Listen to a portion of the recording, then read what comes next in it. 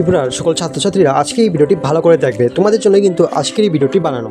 তোমাদের এখানে যারা যারা ফার্স্ট মেরিট লিস্টে যাদের কনফার্ম নাম এসেছে, তোমরা যারা যারা 12 পাস করে কলেজে অ্যাডমিশন নিয়েছিলে এবং যাদের ফার্স্ট মেরিট লিস্টে কনফার্ম নামে এসেছে, তোমরা কিন্তু আগামীকাল এবং পরশু দিন তোমাদের কিন্তু অফলাইনের যে অ্যাডমিশন প্রক্রিয়াটা সেটা কিন্তু হবে।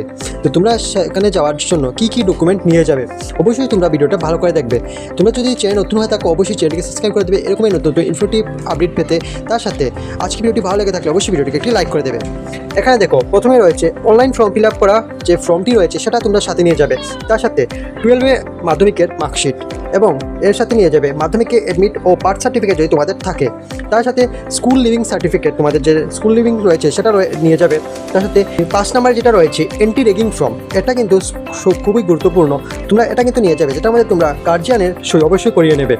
ফর্মটি না পেলে অবশ্যই আমার সাথে যোগাযোগ করতে পারো, আমি তোমাদের ফর্মটি দিয়ে দেবো, বা আমার হোয়াটসঅ্যাপ গ্রুপে জয়েন হও, তোমরা আমাকে বলতে পারো, আমি তোমাদের সেখানেও সেটাকে দিয়ে দেবো।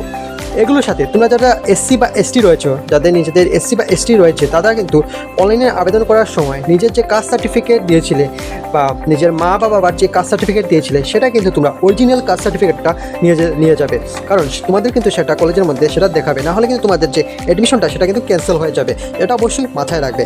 তার সাথে আজকের আরেকটি গুরুত্বপূর্ণ যে বিষয় সেটি হলো অ্যাডমিশন ফি।